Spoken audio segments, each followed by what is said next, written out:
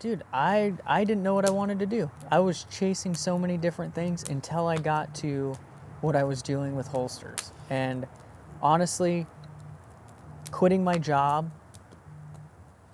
getting divorced, and then I had an accident in my shop while doing one of those jobs where I basically cut my finger off. And now I'm stuck with this claw thing on my hand. Had to drive myself to the emergency room. It looks cute. Yeah, it's cool. I need to have another surgery, but I drove myself to the emergency room. I got it stitched up, and I was driving home. This is literally 2 months after she filed for divorce, and I'm driving home. I'm on the freeway, and I'm going, dude, I'm like 4 months into quitting my job. My insurance is up. I have no insurance. I have this one big deal that I'm working on. Negative thoughts are just racing and taking you over. And now I can't use my hand for probably the next 9 months. And I'm building holsters. Yeah, I'm doing something that's very labor intensive with my hand. But up until this, I built a pretty good network of customers and friends through doing this. I never asked anyone for anything. I had a 10-mile drive home. And by the time I got to my front door, I was like, dude, and I've told this story before too. So like, I made the decision, I'm either gonna do this or I'm gonna go absolutely broke trying. Dude, we all have the best time ever to start a small business. If I'm not going to be 100% in, I'm not going to do it. Come on, man, just be yourself. Yeah, and just show up as yourself. if you don't realize what I'm really about, I'm about freedom, family, and my country. Mr. Nick, thank you for coming all the way to Jersey, man. Absolutely, man. It's a little, Nice and warm out here. a little colder than you thought, huh? I don't know why I thought coming to the East Coast it would be warmer than Idaho. Who knows? You've never been to the East Coast, right? I wouldn't know any better either if I came out to you. Well, it's cold as heck out there. So what have you thought about Jersey so far? Well, I think we traveled on 3 roads, 4 lefts, went to lunch, went to breakfast, had the best coffee that I've had in Jersey. Good people at that coffee shop, Oh, right? dude, that place is awesome. Yeah, Port Coffee. Greg and Grace, they're awesome people, great couple. They're Yeah. local, actually, right up the road. They live probably about 15 houses up. It seems like everybody that we met lives like right here. Yeah, near the beach. You're near the beach. So I appreciate you coming all this way. One of the reasons I would invite you, you and I connected about your Instagram podcasts, which you do a great job of. And what I liked best about it was that you were giving an opportunity to young business owners that may be making $2 or $2 million spotlight and a platform to come talk on. And I think when we first spoke and you had asked me to come on the show, you said that you were doing that because you had a little bit of a intimidation of getting in front of the camera on Instagram and Facebook, etc., right? Yeah, so when I started really getting in front of social media and promoting my business, I didn't like the sound of my voice. I was scared to hold the camera up in front of me, and I didn't want to feel stupid walking around the store talking, or like people seeing me talking to my phone like I was talking to no one. So so I started doing a live podcast. This is years after I got over it for myself, but I got into a coaching group, and guys were having trouble like doing their introduction videos and expressing that like being on camera and recording themselves was something they were struggling with, and me wanting to share how I got over that for myself. I started saying, hey, let's go live on my Instagram. I got a little bit of a platform on my personal Instagram. Come on here, talk to me for an hour, and just kind of walked them through it. I have experience podcasting, so I just kind of asked them some questions, and my goal was to get 25 people to do it. I got 25 within the first couple weeks. That's awesome. 25 turned into 50. 50 turned into 100. Kind of been on a break after the first 100. I mean, It's a lot. 100 days straight. I mean, there was a couple gaps in there, but that's a lot of, I mean, that's 100 hours of just talking. On top of, as you know, the back end to that. I mean, there's setup, takedown, like working with them. I'm doing that myself. So it was taking a lot of time. So I had to kind of get back into work. But I helped a lot of people, and I reached out to a lot of people that I thought could help those people, you being one of them. Seeing the podcast and seeing what you were doing within that group, I figured if I can get some of the influential people, that would get the guys that are just starting out, still at their job, kind of started. So Yeah, and that's what this whole podcast embodies is, for those viewers who are yours who haven't heard maybe my intro, this is about you, not me. But the reason this started was to help that person that was struggling as a young business owner who may not have the resources to go pay someone like a Sean Whalen $200,000 a year or someone like a Keaton $3,000 a month. This is for the guy who could find some free content, chew on it, figure it out, and help himself get to the next level upon what he was trying to chase down. So again, thank you for coming. You're a good dude, and your podcast is awesome. People need to check it out. So I like to usually chronologically walk through people's lives and really, figure out their story. So Idaho, I think you said 6 generations earlier, right? Born and bred, man. I'm the 6th generation Idahoan. My son is the 7th. I've lived in a few states, but I've always drug myself back to Idaho. It's probably where I'll end up, unless I end up in Arizona once I retire, because cold weather might not be my thing when I'm old. The older I get, the more I'm like, man, this is cold. Is it cold out there a lot? Oh, dude, it gets... A lot of snow, right? There's a lot of snow, so in the wintertime, we'll average 4 to 6 inches in the town that I live in. That in the mountains, we'll get 15 feet. Mm-hmm. So, but it's in the low 30s. In the mountains, it can get to -2, so it's not warm by any means in this wintertime. Damn. How were you as a student in school, younger, middle school, high school? So middle school is a funny question because we talked about school earlier, but I didn't tell you that my 7th grade math teacher asked me if I was stupid. Ooh. Which carried through all the way through high school. I went to algebra, barely passed with a D, geometry, and that's all I did through school. Did the absolute bare minimum. Hated going to school. I had a group of friends in school, but not a great group of friends. I hung out with guys that were already graduated, and it was the last place I wanted to be. I graduated high school by the skin of my teeth, and Did you go off to college? No, I never even considered college. Yeah. Like, not even... Smart. I mean, when I was going to high school, there was 2 things. I was going to either go be a mechanic, so I was going to go to trade school, or I was going to go in the Air Force. I grew up in an Air Force town. So no military in my immediate family, but I grew up in Mountain Home, Idaho. There's an Air Force base there. And I said, you know what? I'm not smart enough for college. I don't even want to take the SATs. I did great on the ASVAB. I had my choice of what I wanted to do, and that didn't work out. So I just kind of moved on from there. So what were you doing when you first started going into the workforce? 18, 19 years old now. What were you doing? I think landscaping. So senior year in high school, I got a job at Les Schwab Tire Center. If you're from the West, you'll kind of know it's kind of a big tire center back there. I made good money. I mean, I started making $7 an hour, but I was 16, 17, making $17, $18 an hour in 2005. Like, that was good money. Yeah. I mean, that's shit what some adults make now. Like, that back then, that was good money. I was making $1,200 a week, still living at home. Yeah. Like, no overhead. Nothing. So I was living the life until I got laid off from that job and didn't know what I was going to do. So when did you get laid off? 2008?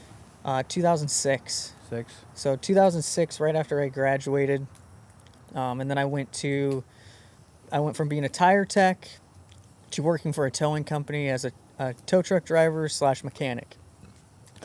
And that really showed me that I didn't want to be a mechanic for a career. I was passionate about cars growing up. Got my first car when I was 12. Bought a car, fixed it up, had a dune buggy, fixed that up, and loved working on cars. I mean, all through high school, worked on cars, worked on trucks, but once I was getting paid to do it, and I was working on people's cars every day, changing oil, fixing all kinds of random shit, I one day just showed up and was like, I don't want to do this anymore. You also weren't working on fun shit. That was yours. No, it was just the monotonous every day. My blinker went out. My air conditioner doesn't work. This timing belt went out. Like just doing stuff like that, and it wasn't fun. Yeah. And I found myself not wanting to work on my own projects anymore. So I walked in one day and I told Frank, the owner of the place where I worked, I was like, I'm done. He's like, you need to finish that motorhome. And I was like, nope, I'm out of here. Regretted it. 2 weeks after I did it, went back a year later, apologized to him. I was like, dude, I really did you wrong, but I couldn't do it anymore. Yeah. Got up, moved to Boise, which is 45 miles away, and started a new path. How old were you at that age? So I was 18. 18? Yeah, 18. And what did you start doing in Boise? I actually tried to go back to work at the tire center, but there was a couple of them over in the valley, and I tried to go there. Was just kind of waiting for a position to open up, and actually my mom got me a job as a busser at a restaurant that she worked at, and I worked there for, well, until I was like 21, almost 22. Did you have any type of entrepreneurial spirit in you? Were you Yeah. thinking creative? Like, what was going through your So- mind?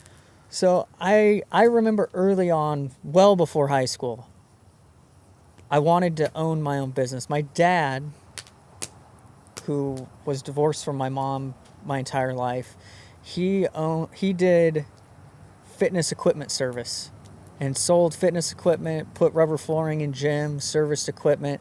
And I remember going on jobs with him on the times that I would go over to his house, and we would go on jobs. We'd go to Sun Valley, Idaho, and install personal gyms for people's homes and put in rubber floors in like small scale gyms. And I just remember talking to him and like riding around and going, dude, this is what I want to do. Like, I want to make my own schedule. I want to make my own path, like be on my own. And that was when I was like 12. Just wanted the flexibility. Like, I saw he made good money. He didn't have anybody telling him what to do. He'd take the time off that he wanted, and I could go to work with him. And I was like, dude, this is what I want to do. Did you always hate being told what to do? It's not that I hated being told what to do. It's that I always wanted to know why I was being told what to do. Yeah, you wanted to learn. And when you question that, it was always because that's the way it is. Yeah, just listen. Yeah, just do what I tell you. Yeah. And then I also remember when I was like 13, 14, my mom had gotten me like a side job helping this old guy clean out his ranch. He was probably in his 70s. I pulled weeds, mowed the lawn, split firewood. You guys will see on my Instagram me splitting firewood. That's something that I actually have kept from that. And I worked an entire day out there, and he handed me $20, and I was like, are you kidding me? I worked all this time and I only made $20, which probably back then was a lot of money. Yeah. But I remember that, and I was like, dude, I can make $20 doing this. I could go split wood, pull weeds anywhere. Yeah. And that just kind of, I mean, I'm 35 years old, and it's still, I remember it like it was yesterday. So what did you start doing? Like, what were you at that point thinking? Where am I going to go? What am I going to do? What did you? As a teenager, I always kind of fiddled around with cars. People at school pay me to work on their cars, to fix things for them, install stereos. Early 2000s, neon lights were the cool thing for all the teenagers to put in their cars that flashed to the light. So I installed a bunch of those to stereos, make $15, $20, $100, and then just kind of built my own cars. I got into racing. Did a lot of street racing and building Really? Hondas. What was back like in the day. your Hondas? So I had Like a CRV all turboed out, or I had a nitrous? 91 Acura Integra. It's kind of funny. The towing shop that I ended up working for, I used to hang out there before I worked there. And I ended up trading an Airman, a dirt bike, for this 91 Acura Integra GSR. And it had the dual overhead cam B17 engine, which was pretty rare for that. Mm-hmm. And I stripped that thing down, built it a full race car. How fast was it? Back then I thought it was fast. It was like 15-second car. Yeah. So it was not Honda, fast, yeah. but It was bracket racing. So I was on Mhm. the high school drag racing team, so we did that. And You guys have drag racing teams in Utah? I mean, Idaho. Idaho. Yeah, we had drag racing. We had rodeo, What? and for a while we had an archery team. Wow, that's so different. Yeah, that's You don't got a have that drag stuff in New racing Jersey. team. How does the school protect against that liability? it's outside the school, Yeah. so it's not like school sanctioned. It's NRA sanctioned at the racetrack. So Mhm. you'd go to Firebird Raceway and race there, and you got to go through all the NRA safety qualifications. You got to have seat belts and all the same stuff that they have for regular drag racing. So were you getting paid to work on some of these other people's cars? Like, what was going through your mind at the time? Again, like, what was the thought process moving into business ownership, entrepreneurialism? I think back then I didn't even think about it. I was always hustling to make some money to do like that. What, fixing cars. I fixed landscape? cars. Like, I didn't really do a lot of landscaping back I know then. you owned a landscaping company. I was a partner in a landscape company for a while as an adult, but like that really, I mean, being a mechanic is what led to that. Mm. But back then, yeah, I mean, I didn't really need money, so I was a teenager. I was making some money, whatever. But then starting at the tire center, like, I started for minimum wage, worked my way up, was pissed when I got laid off because I was making so much money, and just kind of bounced between some jobs. When I went to the restaurant, I started as a busser, and I went from being a busser to the general manager in 3-4 years. In that time, had a kid at 19. Well, he was born when I was 20. Worked there for, I think, 2 years before that, and then bought my first house, got married, and kind of bumped into what I'm doing now. But that job at the restaurant was really where I learned all the basics to running my business. That's where, like, I never intended on staying there. What was like the top 2 things that stand out to you that was something you took away and you use today in your business? Well, first of all, communication skills. I mean, the communication skills, the customer service is definitely... You were learning people. Oh, dude, I learned how to talk to people. I am historically an introverted person. So even now I'm nervous. Even though I talk on Instagram, I talk you're on just the very podcast. smart. You know how to like, chill it out. And so everyone thinks that I'm extroverted, but really, like, this is the shit that makes me uncomfortable. Mm-hmm. Is that why you do it? That's why I started doing it, for sure.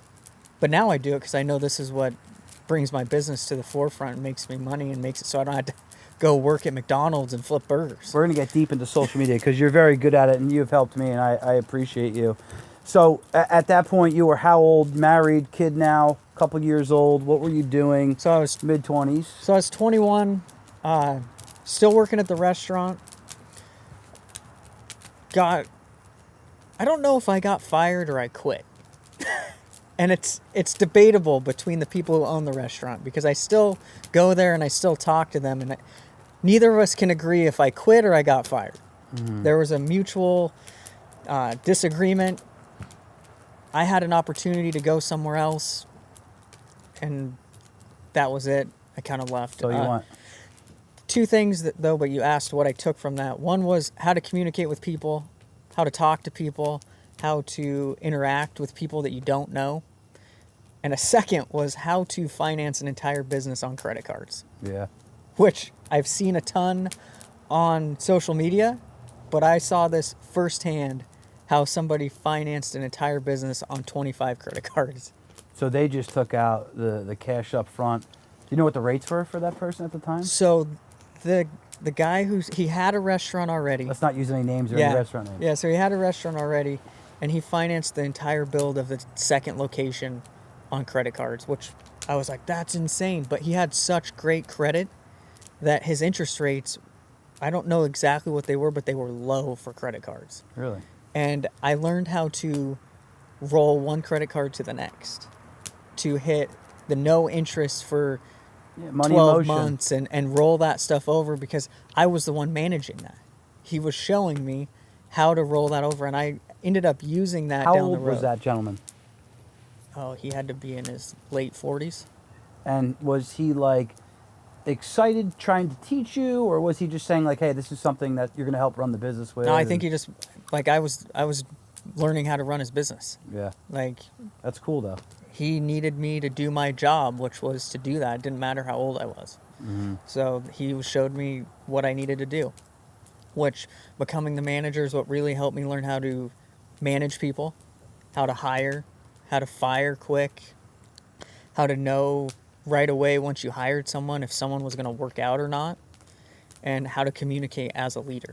What is like the number one thing that pops in your head with that? Because right now staffing is a huge issue across the country, being the Biden world that we're in. What is something that you can point out quickly so you don't waste time as a small business owner in a bad employee or somebody that's just not going to work out? Dude, my system for hiring people in that industry was always, I don't care what your experience level is. I actually wanted the least experienced person. I wanted to train them in our way. I wanted them not to come with all of their bad habits. I put everybody on 90-day probation, no time off, no excuses for 90 days. If you could make it through the 90 days, there you go. But in that 90 days, unless it was an absolute emergency, if you didn't show up, it was an excuse to me.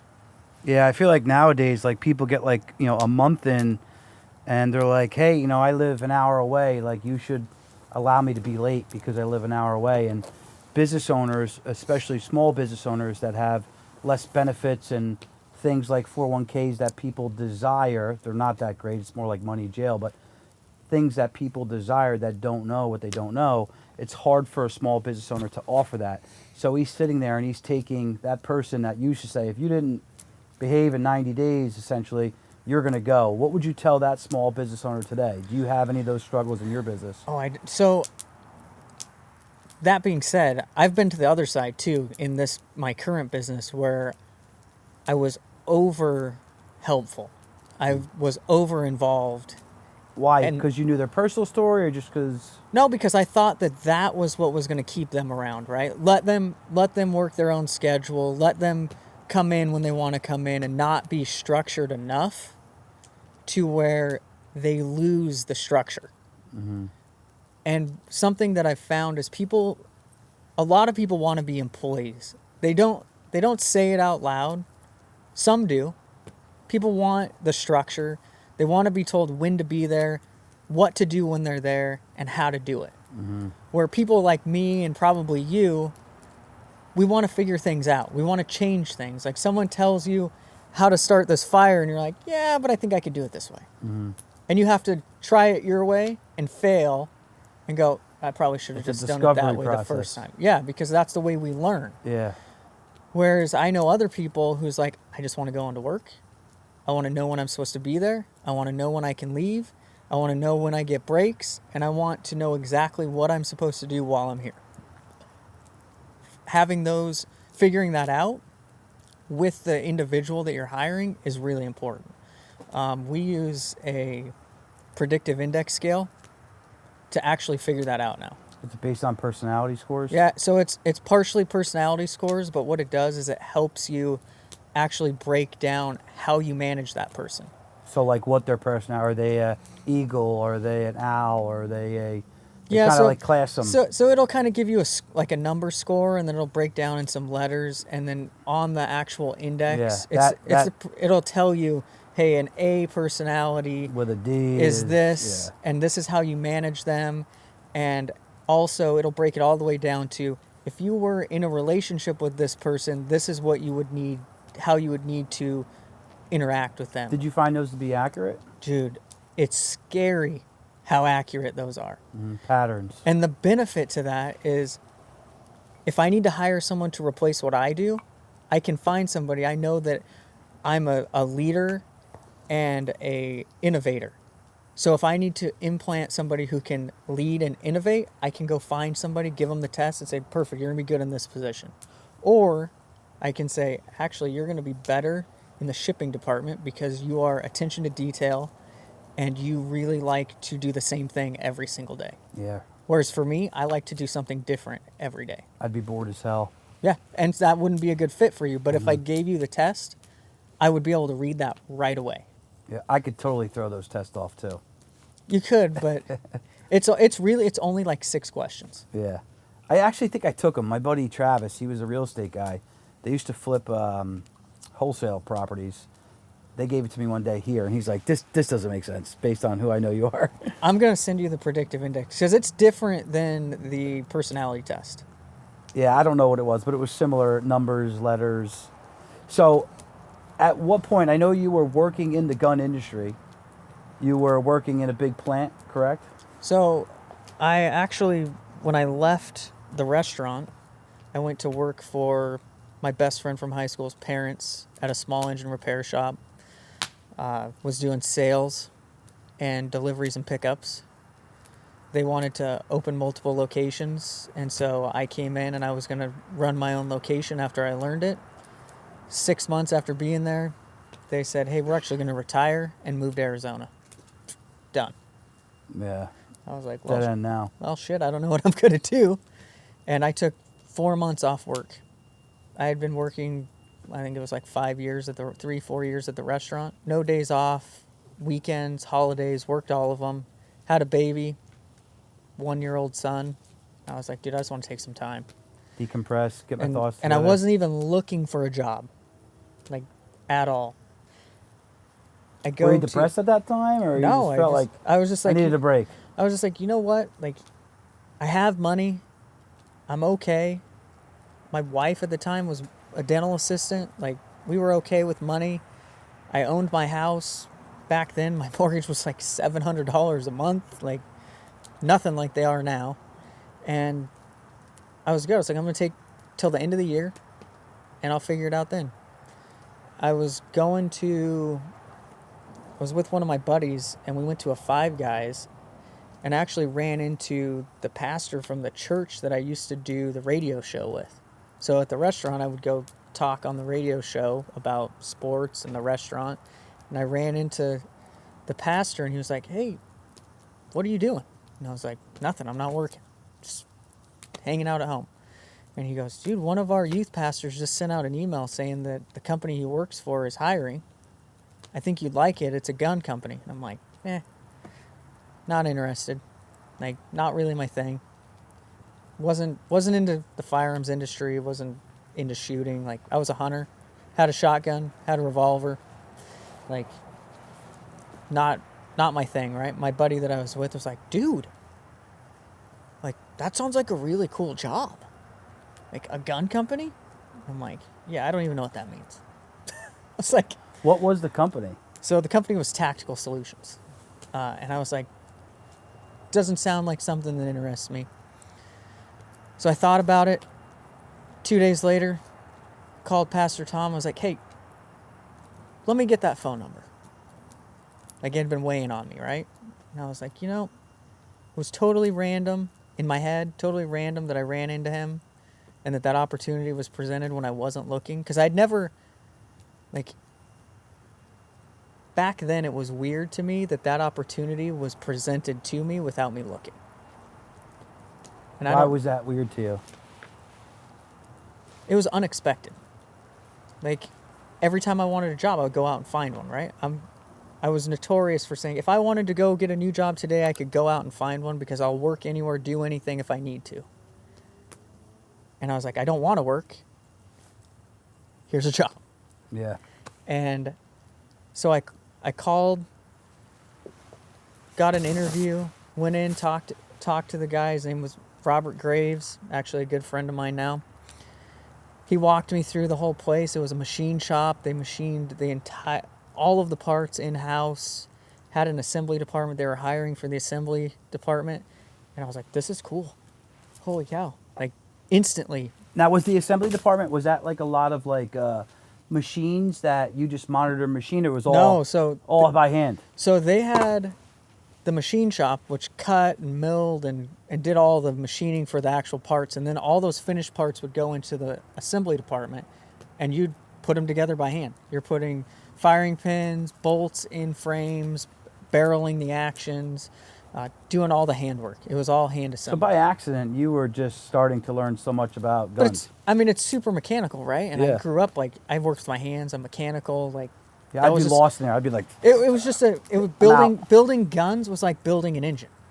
Like, my brain works so well mechanically, like, I can see things being put together before I even put them together. So I understand that type of Will thing. you build me things, please? I can't hang a shelf, man. Dude, I am not a construction person. I'll tell you that right now. But yeah, so I instantly was like, this is really cool. Okay, I could do this. And so Robert's asking, he's like, so are you into shooting sports? Like, do you have ARs? And I'm like, what the hell are you talking about? I literally stopped him and then I go, what the hell is a shooting sport? He's like 3-gun, USPSA. I'm like, I don't know what you're talking about, but if there's sports where I can shoot guns, sign me up. That's cool. He goes, most of the stuff that we make is for that industry. Yeah, that's what we do. That's what we do. And I'm like, They're like, you've been building these guns for a year. no, I hadn't had the job I know, yet. I'm joking. Yeah, I hadn't got the job yet, but I left and he's like, yeah, I'll call you. 3 days went by. I'm on the phone. Hey, have you thought about who you want to hire? I still have some interviews. I'll call you when I make a decision. Week later, hey, Robert, just checking in. Like, seeing if you decided you want to hire. No, I'll call you. 2 weeks later, this is 2 days before Christmas. Hey, Robert, I just want to make sure that I'm still on the top of mind. Like, I'm really interested in this job. Now, at No. that time, were you just so excited? Dude, I was- Or you understood persistency? No, one, I was super excited. Yeah. Most excited I'd ever been over starting a new job. And two, I knew if I was persistent, even though I had no experience, I'd get the job. Mm-hmm. But keep in mind, I didn't mention how much it paid because he never told me how much it paid. That's how excited I was about starting this job. Finally, he's like, I'm going to make my decision at New Year's. Like, I'll call you. He calls me 3 days before hey, you can start on the 1st. I'm like, awesome. I show up on the 1st. I worked the first 2 weeks not knowing how much money I was making. Yeah, you were just excited to be there, be a Dude, part of it. I was so tired of everything I had done that something brand new like that, I didn't care what it paid, which was a stupid move Yeah, why? because I made $8 an hour. So what? You learned. You were headed in the right direction. Yeah, and I made $8 an hour, and I worked there for 7 years. In the same department. Well, I worked pretty much in the same department, but I kind of moved around. I went into doing some R&D, doing some demo stuff, doing a little bit of sales. I was really trying to move up and stay there, but I needed to make more money. So I kind of worked my way. I even worked out in the shop in the end, just trying to get to where I could make the money I needed to make. But in the back of my mind, it was always like, dude, you can't stay here. Mm-hmm. Like, you're gonna have to like pursue that itch in the back of your mind where it's like, I need to be self-employed. And I was always thinking, what am I gonna do? While going through that, I started the fire academy, went through the fire academy in the town that I lived in, became what they call part-time volunteer. So I was a full-time firefighter, but it was like part-time on call. So we were required to work 12 hours a week, show up on call, stay the night at the station, do all that stuff. Full fire academy, just like if you were going to go be on any fire department. It was, I think, 16 weeks. So I became a certified firefighter, EMT. And that was going to pay you more than the gun company. Yeah, well, I was going to do both because I needed to make more money.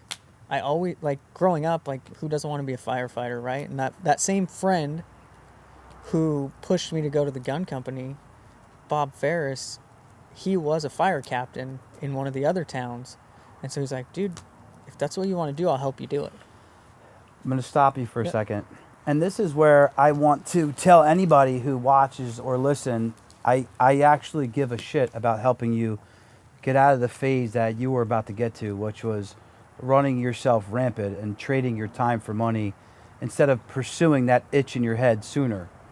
And a lot of times, I think, myself included, we're always afraid to take that leap. It's big risks. You know, I told you earlier what I spent on this podcast last month, and I don't say that to be a big shot.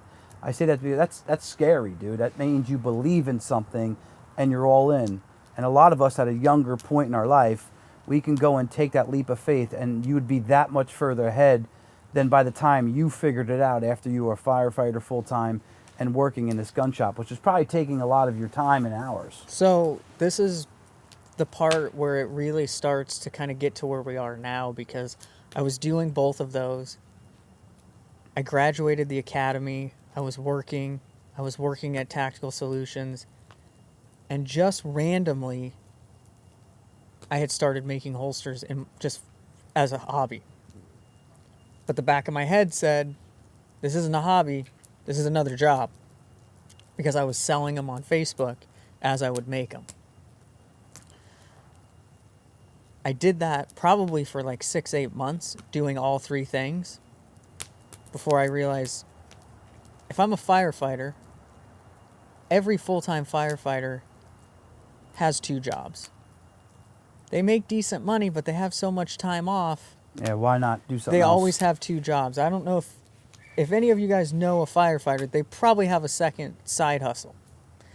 And I'm like, dude, I don't have time to have more side hustles.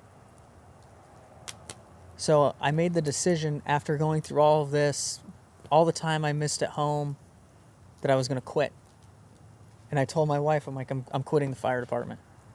I'm pursuing holster making and the gun company until the holster business takes off enough, and then I'm leaving both. And she was like, the hell you are. Yeah. Like, we have bills to family. pay. Yeah. And you just put 2 years into becoming a firefighter. Like, that was a big decision. You want to talk about taking the leap? That was the first leap. So you learned something there. The first leap was leaving something that I was absolutely passionate about. So people always tell you, do what you're passionate about and you won't work. I left something that I was more passionate about than anything I'd ever done.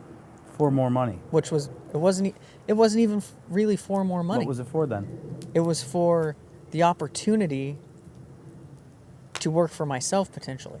Mm-hmm. The opportunity not to be told what to do, not to have a You don't like to captain be told what to do. or a chief over the top of me. I knew that the gun company wasn't going to last forever. I didn't make enough money. Mm-hmm. Like, at that time I was making like $13 an hour. Yeah, how I've old been there were for you? like 5 years. 22, 23. And you had a family at home. Actually, I was probably like 25 at the Yeah, time. 25. So yeah, the other job you were 21. Probably like 25. So I'm making $13 an hour. It's still the lowest paying job I've ever had. And I'm a grown ass adult with a family. So I quit that. I went back to the gun company. I did it for a few months in the position I was in. Kind of used that opportunity, being in the firearms industry, to kind of push business towards my holster business and kind of grow that and use my connections. That's why I was like, I can leave the fire department, keep this, because it's going to grow the holster side. Because I'm going to funnel. Were they making holsters? No. Well, they did make one, but it didn't interfere with what I was doing. And so I would take all my connections from over here, because I'm a people person and I'm always collecting You're a people person? Yeah. So I'm funneling They need all to hang these out people. with you for a full day. Yeah, I'm funneling all these people over here until this grew so big I couldn't be at both places all the time. And so I was taking days off work so that I could get orders done. I was taking days off work so that I could go Can I ask you to this? shows. If you weren't somebody who was probably naturally a little anxious, like you mentioned earlier, if you just jumped in sooner and not held 2 jobs, do you believe that you could have paid your bills? I think the problem back then was that there was no information on how to do what we were doing. Mm-hmm. So the Kydex holster making industry was not an industry. There was like 2 companies doing That's not what I'm asking. I'm saying, if you did make that leap of faith, do you believe you could have made enough to take care of your bills versus, holding on to this job that was paying you this hourly wage versus chasing down something you saw as an opportunity? Honestly, I don't think that I would have been successful, because I used so much of the connection at the gun company, the people, the sales team. Makes a ton of sense. I used so much of those connections, because I was going to SHOT Show, which is the largest gun show in the country, with the gun company. Where's that held? It's in Vegas. So it's in January, the 3rd week of January every year.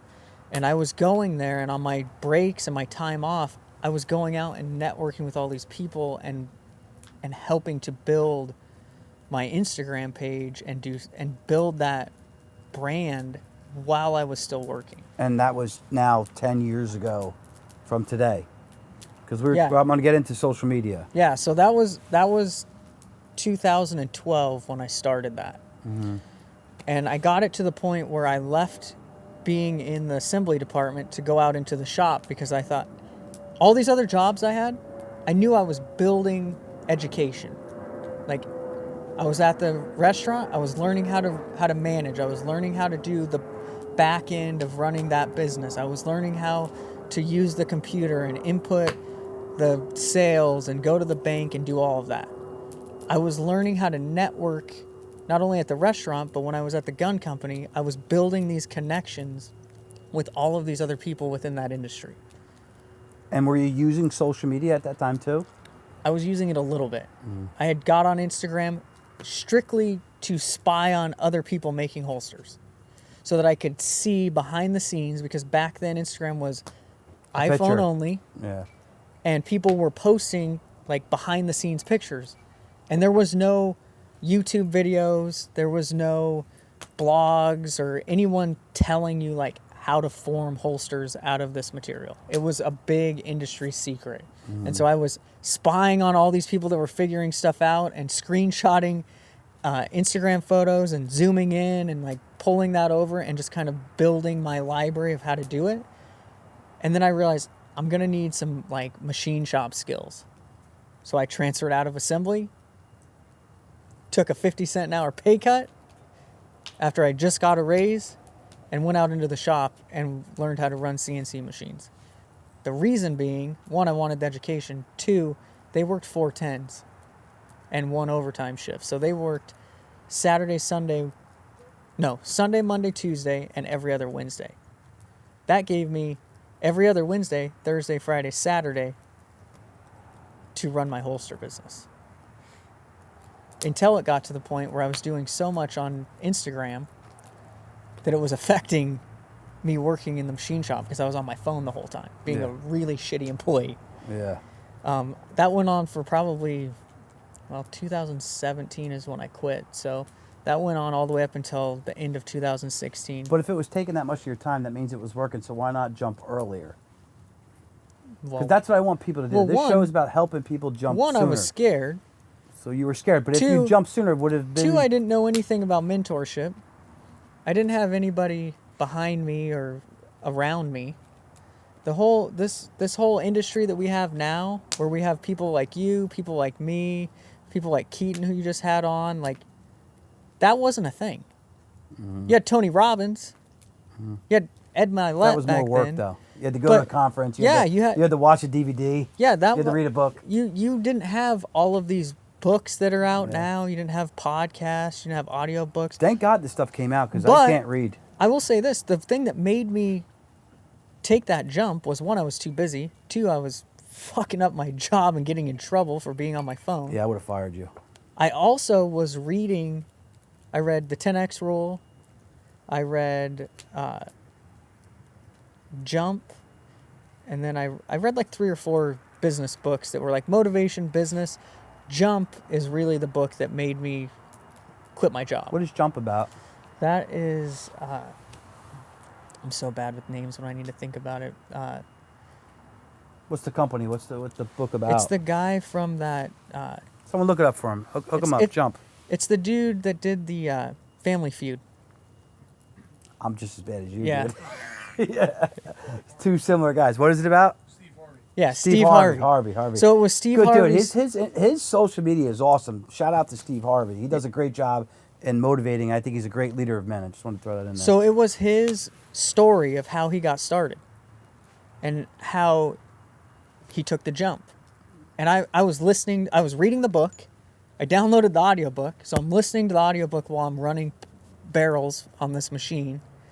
And I'm like, dude, like, I just got to jump.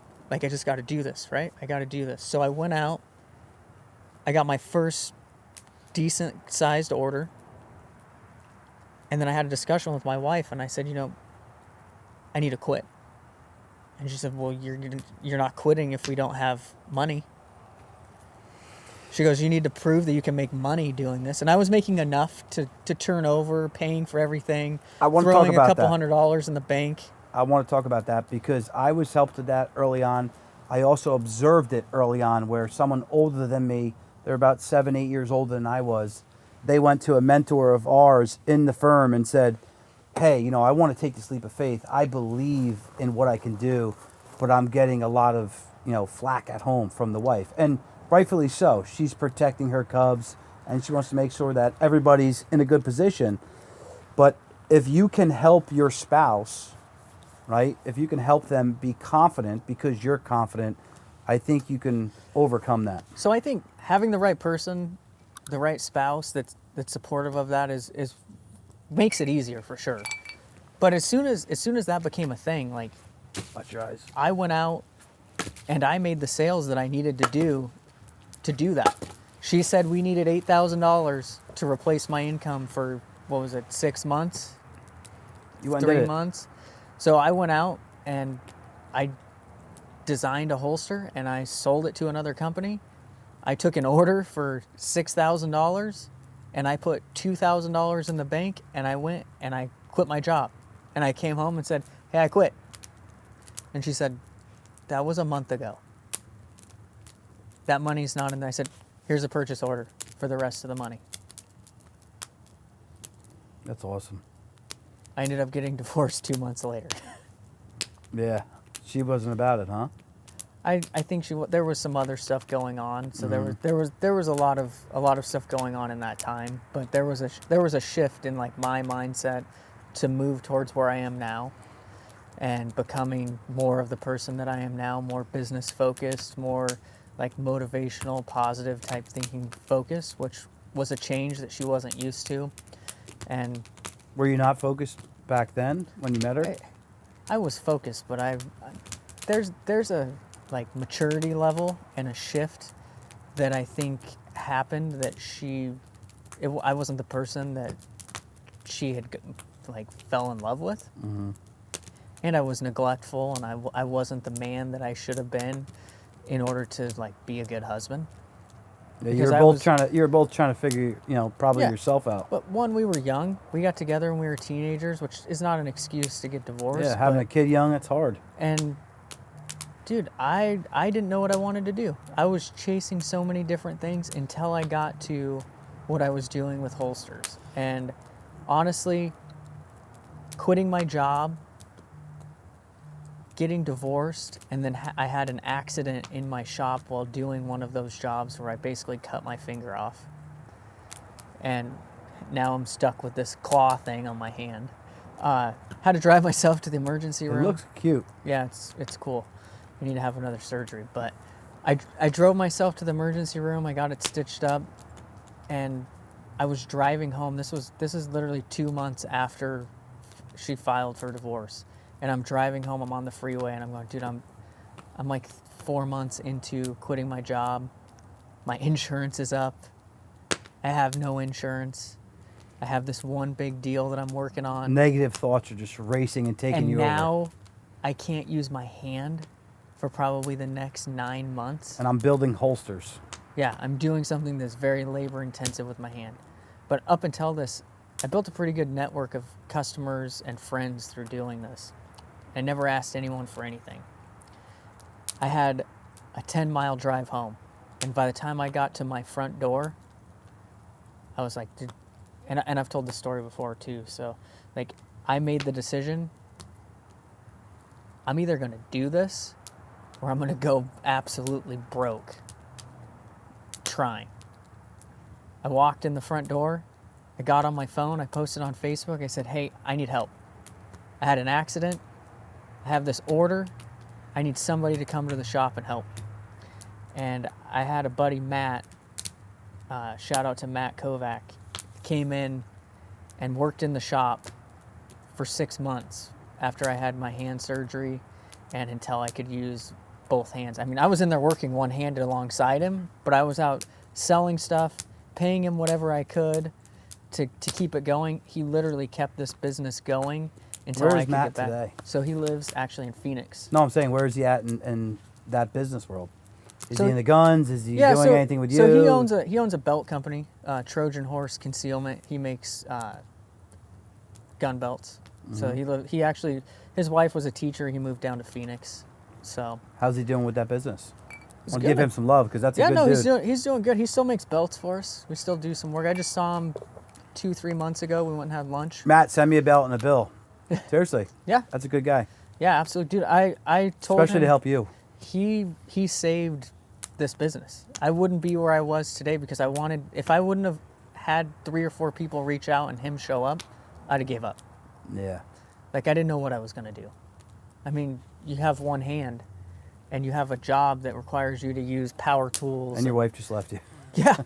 Yeah, dude, I was Negative thoughts are going. I was in a bad spot for about 2 hours. Yeah.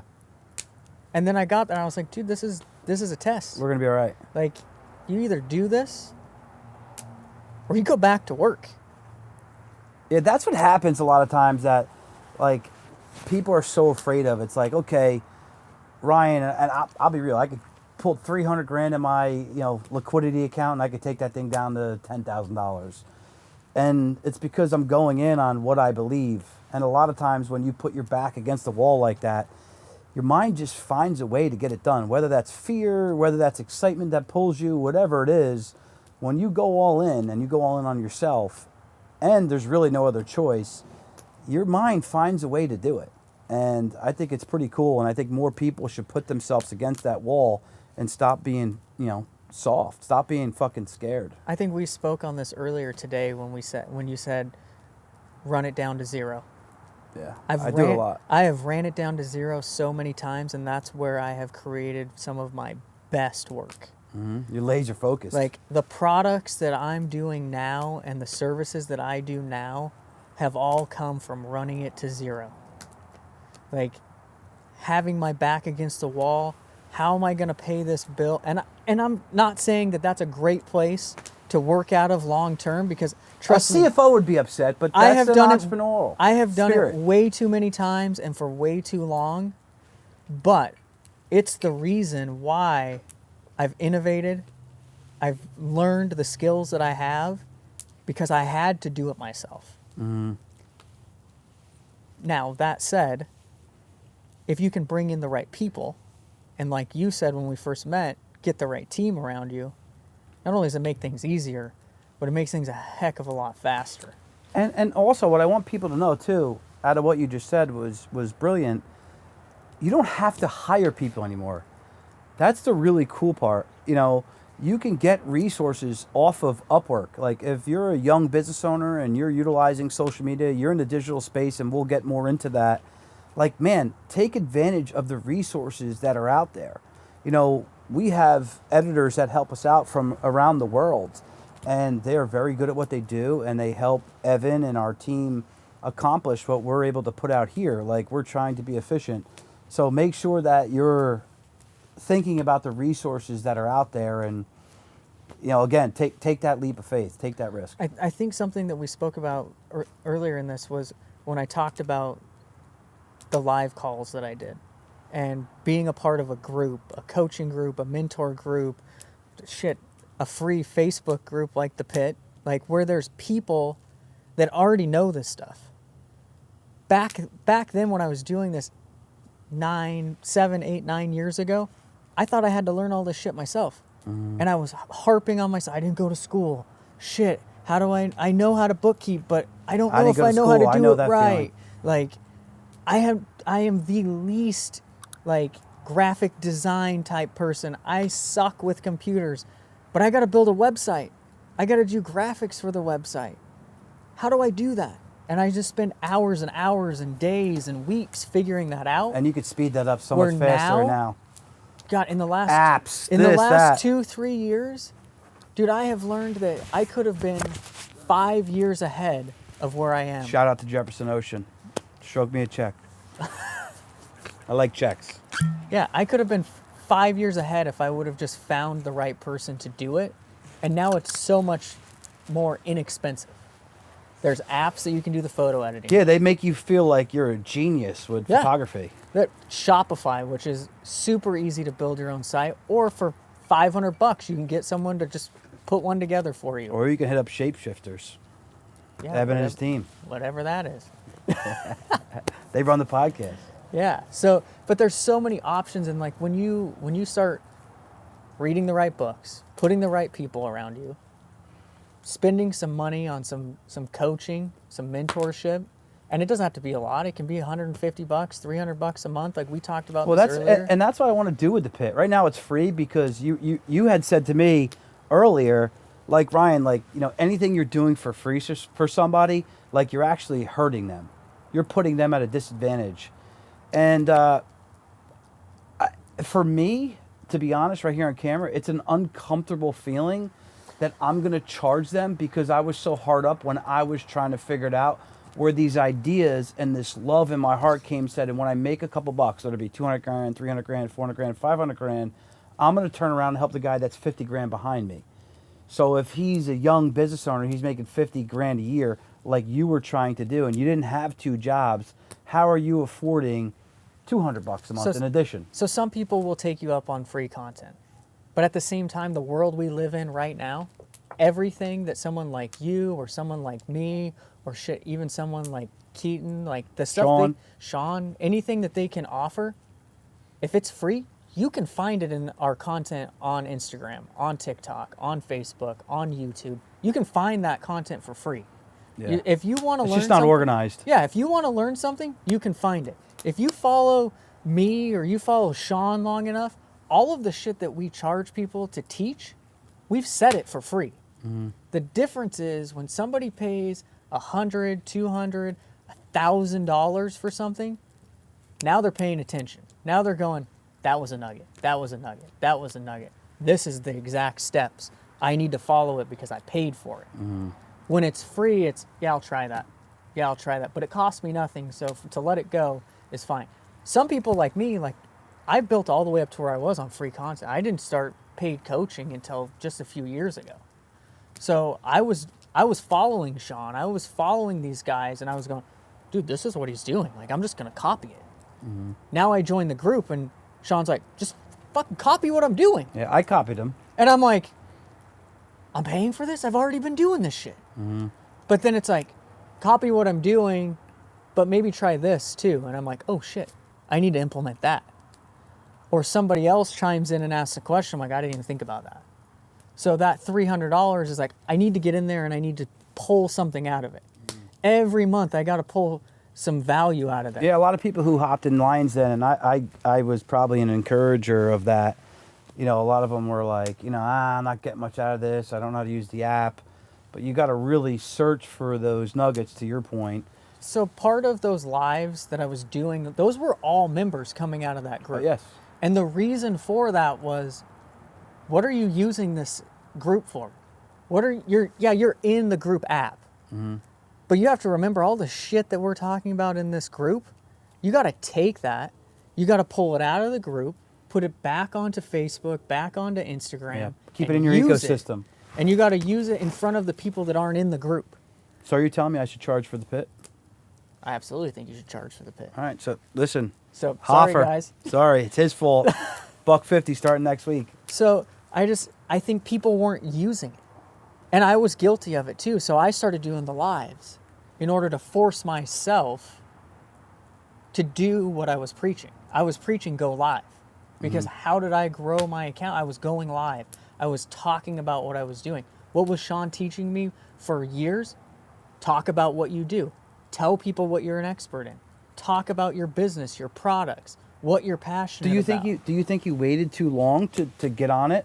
I was doing, Not that it's hurting you now, no, but I was doing that stuff. I just wasn't consistent about it.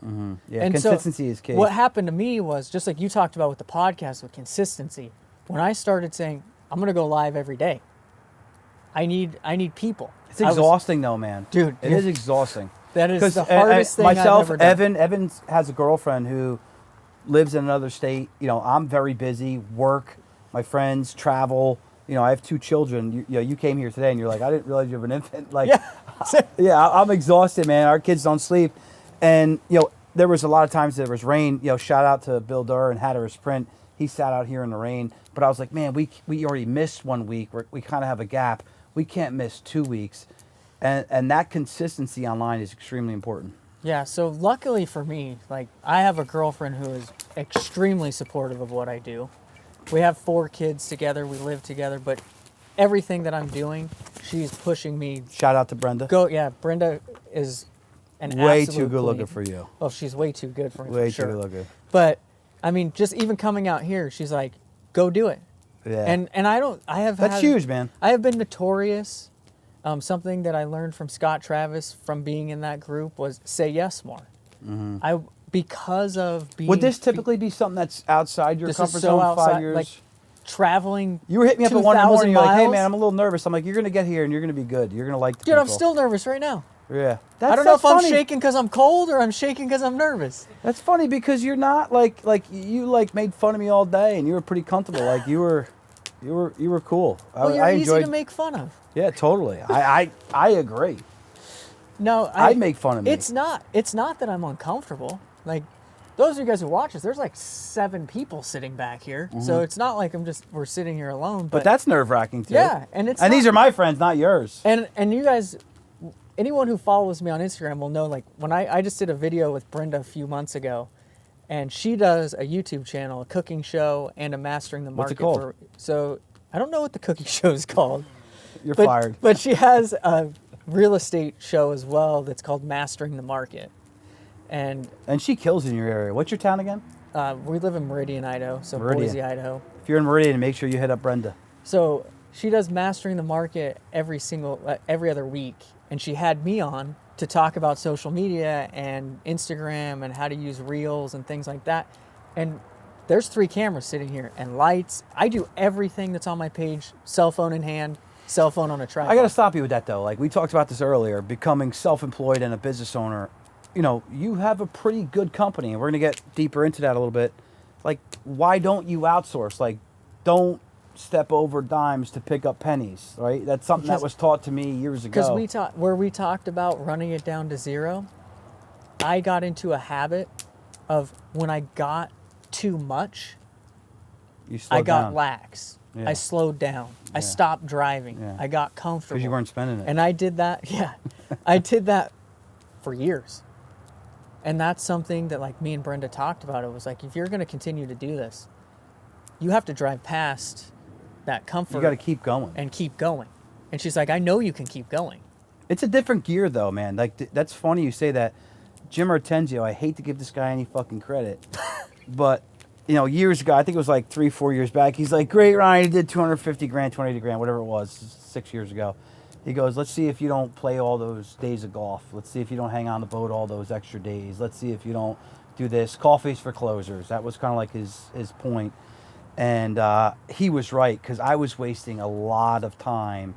But you don't realize, like, you have to push that much harder to get a full almost 12 months of work. Maybe in total, as somebody who owns a business, yeah, my schedule was flexible, but realistically, I only probably took off 2 weeks this year. I'm fucking in it, dude. I'm dialed in. I want to mention 2 giant mistakes that I've made in growing this business. One, I became a success education like zombie. I was reading all the books. I was taking the courses. I was learning every aspect, the marketing, the sales, the accounting, the tax stuff. I was learning everything, not implementing anything. Why? Because I was spending too much time learning. Yeah, you were working. I was confused. You were working in the business and on the business and I was just lost. on the business. I didn't know this shit. I suck at school. Yeah. So I would learn it. I'm not stupid. Isn't it funny how you sucked at school, but you would spend all that time learning that shit because it was something that you desired at the end of the rainbow? 100%. Yeah.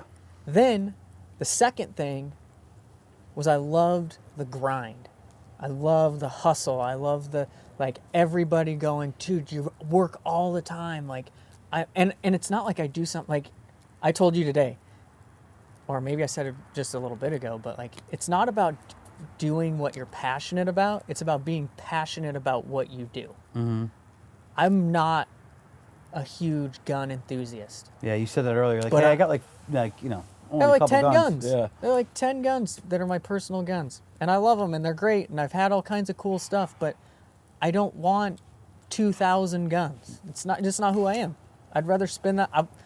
I want to buy a Lamborghini. Like, I want to put that money into that. I want to build a badass house. You're not a part of QAnon with 400 guns? No.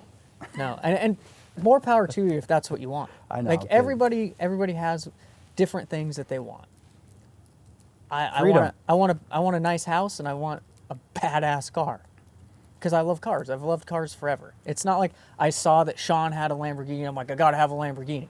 I've always loved fast cars. Instead of building a car, I want to just buy something that's fast and cool. So I will say this because I always call myself out on my own bullshit. So probably for the last 5 to 10 years, I made fun of people making money that were all about these fancy cars like a Ferrari, Lamborghini, and a Porsche. But the other day, my client and friend threw me the keys to his Porsche, and I kicked that thing sideways, and it corrected itself pretty quickly straight. That's why you brought up the Porsche earlier. Yeah, and it was like, woo, I need one of these or something similar. Like I drove the Tesla today. Was that Gary? Greg. Shout out Dr. to Greg because he Pour let me coffee, baby. He let me drive his Tesla today. It's fast, That- right? That is like driving a remote control car. Instant power. And I felt like I was in a toy. And I was like, this thing is really cool. And that's the thing, like, you got to have some sort of like goals. And is it a car? Is it a house? Like, is it a vacation? Like, Mine's a it's cabin. Some sort of goals, right? And so those are kind of the things that are like the long term. I have multiple stages of what I want to do. Like, we want to take our kids to Hawaii next year for Thanksgiving. You and your girlfriend just went, right? Yeah, we just went a month ago. First time either of us ever been to Hawaii. We're like, we're bringing the kids back here. This place is awesome. Where'd you go in Hawaii? We went to Maui. That's sweet. I hear that's the best place to go. It was awesome. I'm not a huge vacation person, but I think I'm probably going to become more of one. Yeah. Because like it would we talked definitely about, help you out. I want to work outside my business more, and I'm working on that. But I know all of these things that need to be done, and now I know how to do them, and I know how to implement the teams now. You were now figuring out how to build teams or use your resources. Talk a little bit more about that. Yeah, so like I was saying, we have come to a point where there's groups, there's books, there's podcasts like this one, where you can actually leverage those groups to build teams. Like, if you need to have a website built, you can reach out, and we'll just use the pit for example because that's what you're building. And I'm in there, and there's guys who do marketing. There's people in there who do copywriting. There's, I'm sure, someone in there that does website work. There's people like me who understand social media and getting our beards lit on fire. Like, there's people in these groups where you can reach out, and for no more than the monthly $150 that we talked about, like, It's coming soon to the pit, $150. yeah, you can now leverage those people to do the copywriting, show you how to do the social media posts, or even pay them to do it for you to leverage your time. Well, shout out to the Lions Den and Sean. Although he thinks my belly hangs below my buckle, I mean, we could go one-on-one if he wants. You know, I think I'll take him. I don't know. But the Lions Den provided for me all those resources to write the ebook, to build a website, somebody who was helping with copywriting on my e-newsletter. How do you set up, your email, server and company? Like, it's not like just use MailChimp. You need to ask Active Campaign. How does Active Campaign work? How do you set up all these different campaigns and verticals of your resources online? I learned that from the Lions Den and the resources in there. And any group that you're a part of on the internet nowadays has a lot of these components. You just need to search for it and know how to use it. Yeah, and within these groups, there's, like you talked about with the Lions Den or Limitless Society or the Pit, like there's people in there that they really know their shit. Yeah. And it might not be the Muscle or Sean or you who's the person that knows the shit. It might be the guy that's commenting right below you who's done $10 million in real estate deals, and you're trying to figure out how to write a real estate deal, or you're trying to figure out how to write an email. Yeah, and they're in there helping list. you. They're willing to help too, those guys. And they might be struggling with something that you're really good at, and you guys exchange that Value. knowledge and that value, and that's really what I started doing as being part of the Lions Den, is doing that. And by doing those lives, I grabbed 100 people out of there, So, including you, and that's why I'm sitting here. 100%, and we're more so sitting here because of the conversation we had for about an hour, which was, in lockstep of helping. About how you should put your dry food storage in the house. Yes, you did teach me that, and I did that, by the Yeah, way. It's good upstairs job. in my room. Now it won't get ruined by the heat and the freezing cold that I didn't know you have here. The beach is warm in the summer only. Yeah, apparently West Coast beach and East Coast beach, totally different. Totally different things. Now you're totally throwing me off. So, where was I? Remind me. Our conversation when we talked on the phone before you went live with me. Before we went live, you loved helping small business owners, and that's what I want to do. That's America. Like the small business owners have built this country. If you think about all the way back, however many years, small business owner built this country, and who's helping the small business owner? Very few people, dude. So to be very transparent and very honest, in helping those people get past their fear of You talking won. on camera and getting them to address their audience by going live, one, I was growing my audience because every time they went live with me, every time you went live with me, 2 or 3 people would follow me. Now they became part of my tribe, part of my followership, part of my customer base. On top of that, it was helping me be consistent every day. So each of those people came on once, I came on 100 times. So I was putting myself on every single day and holding myself accountable. On top of that, I just mentioned I brought in 100 new close fans, close friends to work with. Like, we talked about Frank. You asked me if me and Frank are partners. No, he came on my live. He told me about the cigar membership. He told me how he got pushed into actually making the jump, and I'm all about it. And shout out to Frank. When I went to Arizona, I went to lunch with those guys that were from there that came on the live with me, and I met with 10 of them, and we had lunch. I got to learn about tequila. I got to learn about cigars. I got to learn about a coaching business, real estate. All of these guys came on that I built relationships with through going live.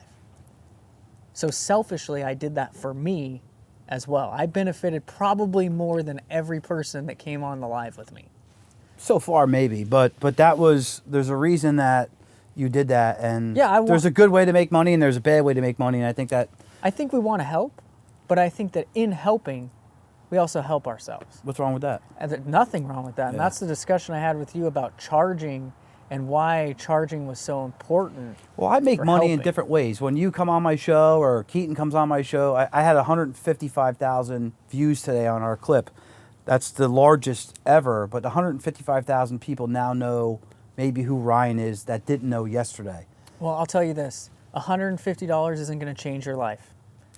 Granted, if you have 10,000 people paying you $150, it might change your life. I don't think that you're helping those people efficiently.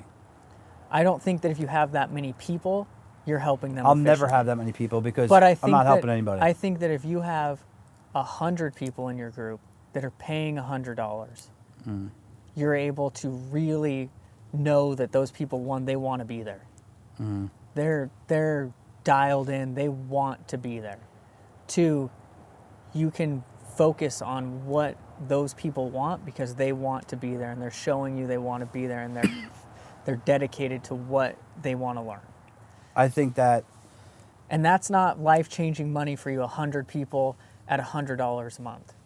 No, it's But great money. But it is making you go, dude, these people are paying me. I'm held accountable to these people To level up. who are asking for my help, and they're giving me their hard-earned money for my help.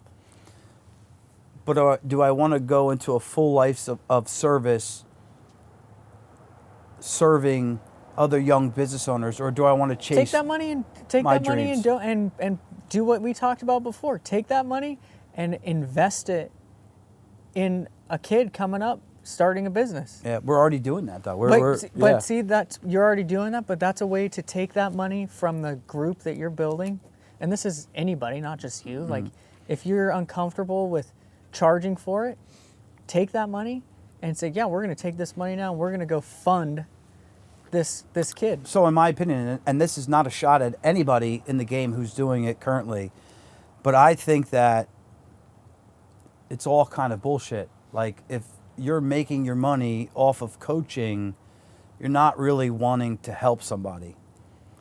You're really not. Like, if I want to go help somebody and I think I'm going to help change their life personally, financially, whatever, why do I have to charge them for it? Like, that feels like, I don't know, that don't feel right to me. I disagree in the fact that I think that you can monetize the things that you're good at. I monetize a lot of free help. If you're good, I monetized a lot of free help. Free help that has given way more than any of these fucking coaching groups that I've paid $500 a month for. Way more. Free. That's good people. I agree with you, but That I also have much more money than any of these guys that own a coaching group. I also think that I've gained hundreds of thousands of dollars of knowledge for paying for coaching. And you will. Things and that you will. before I started paying, I wasn't paying attention to. You will, but what I'm going to do is I'm going to show all of these people who are charging people for that great advice, and kudos to them because they wouldn't have it without them doing it. But your capitalism, your long-term play in giving it for free will pay me 100-fold what they got paid. I promise you. I promise you. Well, we talk about that all the time. Like, you help others, it's going to help you in the long run. So I don't disagree with you on that, but I also don't think there's anything wrong with charging for being I don't part of either. groups. I don't either, but I think that you could help more if you didn't. Just my full opinion. And I pay for Keaton's group. I've paid for the Lions Den. I've paid Stuman in the past. I've paid people in my industry. And I've gained a ton of knowledge from that. But imagine if you help someone at a younger age that couldn't afford it, dude. I couldn't afford $30,000. I couldn't afford the $5,000 I paid Ryan Stuman 8 years ago to send a young kid to learn funnels. But I did it to try to learn. Imagine if you had that for free. And the impact and the good ripple effect that you would have back to your pocket. But everybody's short-sighted, in my opinion. I think to say this and move forward, I truly believe that if you don't pay for it, you don't absorb it the same way. I don't disagree with that. I don't disagree with that either. I think there's very few people that can take something that's given to them for free that is very high value and understand the value without pay to play. And maybe that's the perch that I'm on currently. And Sean's here, and Keaton's here, and Ryan's here, and Tony Robbins is there, and Ed Milet's there. And you could find a different niche of people that maybe I'm wrong. Mm-hmm. Maybe those guys are on this side and you're over here, and you find this group of people that I haven't found, because I've helped so many people on my way up that I've held myself down trying to help. Mm-hmm. And I just feel like, but I need to go through that discovery process. Yeah, and I think that's where you're at. I think you're starting to discover which way you're going to go. All I know how to do is live out my heart and what I know is in front of me. Like, I can't just take this guy's word for it, that guy's word for it. There's some things I pay for speed. That's exactly what I said, what we were saying before, where I was like, dude, somebody told me this is how we do it. This is how you light the fire. Well, why can't we light it this way? Shit, I burned myself. 100%. And you're never going to tell me that I'm going to do anything wrong helping somebody for free. Your argument is not wrong. Yeah. I don't think it's wrong helping them for free. I'm saying on a mass level, people have to be self-invested. There will be, out of 100, I think you'll find 5 people that will take free advice and go be uber successful. And I think some of those guys that have coaching groups, they're giving out that information for free every day. All those guys, again, I want to make sure that this is very clear. All of those guys are extremely helpful. If you're paying them, you are getting great knowledge. But there's a lot of people who are not willing to bet on themselves. You didn't bet on yourself early. You were the firefighter and the guy working at the gun shop. You didn't bet on yourself early. You were working for the restaurant and doing the other job. You actually didn't bet on yourself until 15 years later. Probably if you had help earlier at a young age for free, you might have made that leap or took that leap 15 years earlier. And if we talk about the time value of money, that's a lot more fucking money than you're paying those coaches. Absolutely. So I don't know. That's the way I feel and think and believe. So going into the social media and rounding it out, you started HofTac, and I said that right? HofTac. HofTac, HofTac. Don't get mad. I forget my own like friends' names. It's fine.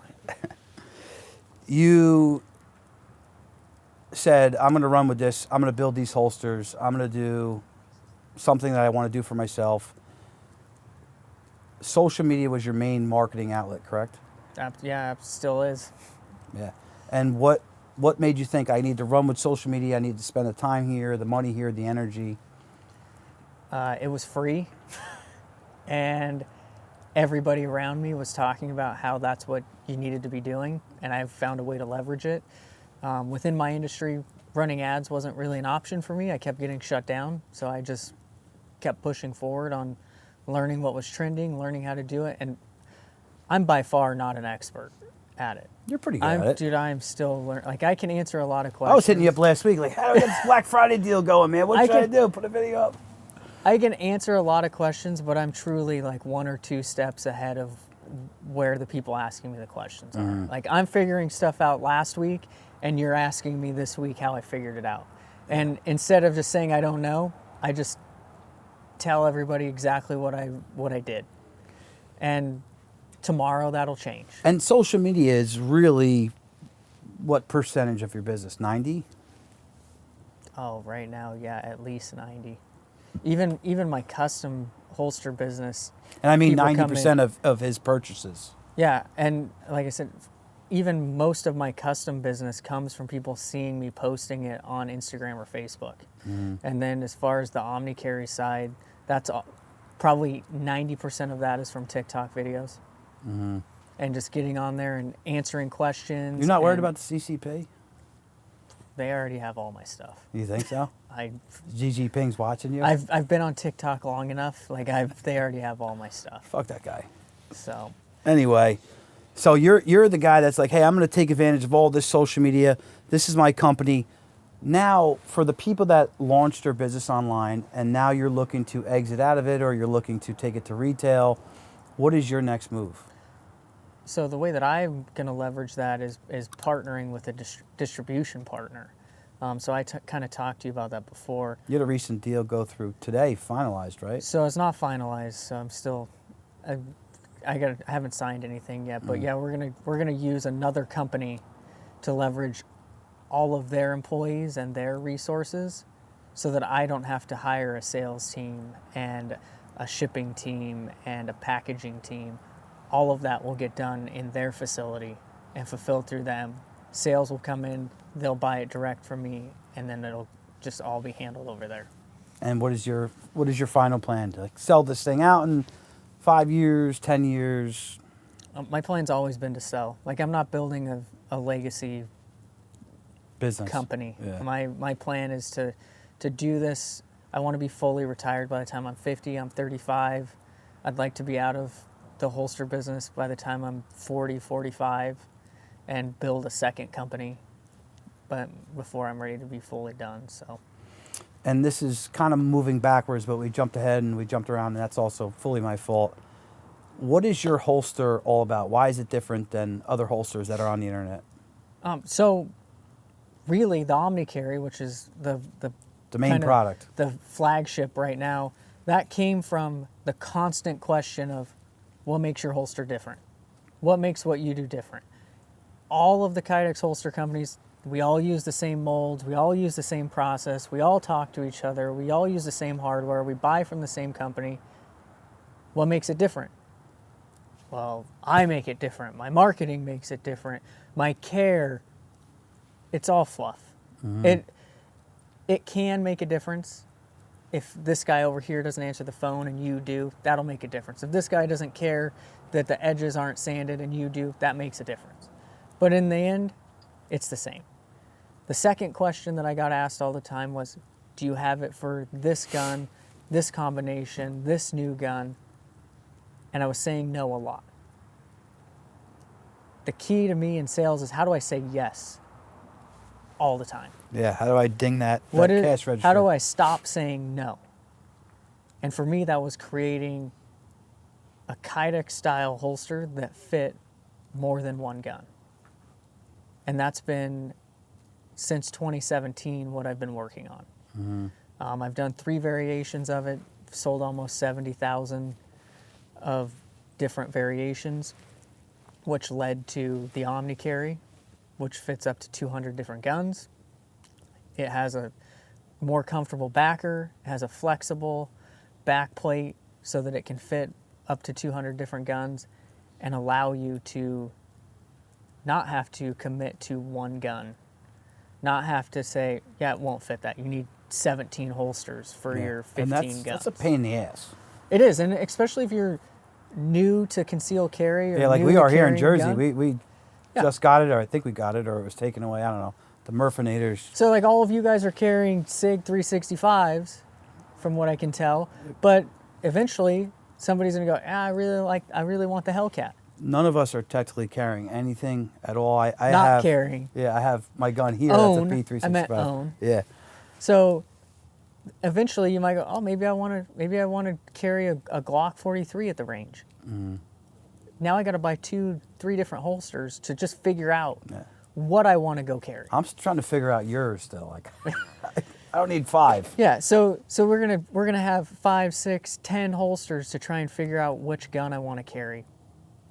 With the OMNICARRY, you can figure that out. You can get used to it, and then if you want to go to something dedicated, then you can go to something dedicated. And this is, I want to shout out you. You make all of this by hand. And sometimes when you have, orders severely backed up, you'll bring in extra labor, but it's mainly by you It's in mostly your shop. child labor. Child labor? Yeah, my You're children. working with Gigi Ping again. I got you. You are doing it by yourself. You're making these by hand. So, like, what is like a major month for you? Is it 4,000? Is it 3,000? And So right now, the max that can come out of my facility is 3,600 holsters. that's a lot, though, man. That's You're a very making, specific number too. but you're making it by hand. Yeah. Yeah. So our How do you scale that? it gets scaled by either labor or increased manufacturing facilities. So in my opinion, it's going to be scaled by going to an injection molded process, and then the handmade portion will become in the assembly. That's the way that it will scale. Mm-hmm. Because it just doesn't make sense for me to have 25 people making holsters. Because the whole point of the OMNICARRY was having limited SKUs. So having a limited amount of people to make it is really the process improvement. So we'll go to injection molding, and then we'll leverage that other facility and their employees to do the assembly to scale it up. Yeah, smart. So we've been chatting for a while. The last thing I like to do to close this out usually is ask a couple questions.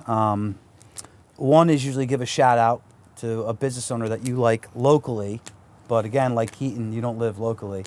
So someone we may know on social media, a coach that you like, Stuman, Sean, any of these great guys out there, give someone a shout out in the online world. Oh man, a shout out.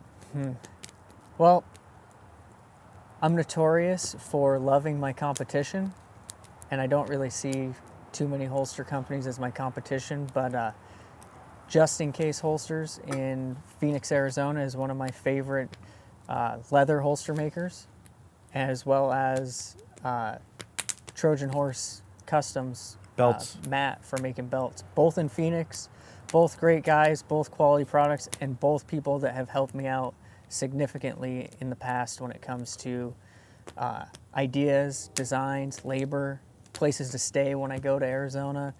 I was supposed to be at a gun show this weekend actually with both of those guys in Phoenix. So shout out to those guys. If you need a belt, if you want a leather holster, or if you're in Phoenix, go check them out. Yeah, it's awesome. The last question I like to ask is if you could tell a young business owner, a young guy like you who may have been nervous to take the leap, or anybody that wants to get into business ownership, what's the one thing that you would tell them? Honestly, what do you have to lose? Like, if you go to zero, you go get a job. Yeah. Like, I mean, you can go work at McDonald's for $18 an hour now. If you have a job making 15, 16 bucks an hour, even 20, what do you have to lose if you chase something that you're passionate about or that you want to do. Or you just see the opportunity like you Yeah, did. you go to zero, you start over. Yeah. That's I don't. You can always see, make more money. Yeah, you can make more money. You can.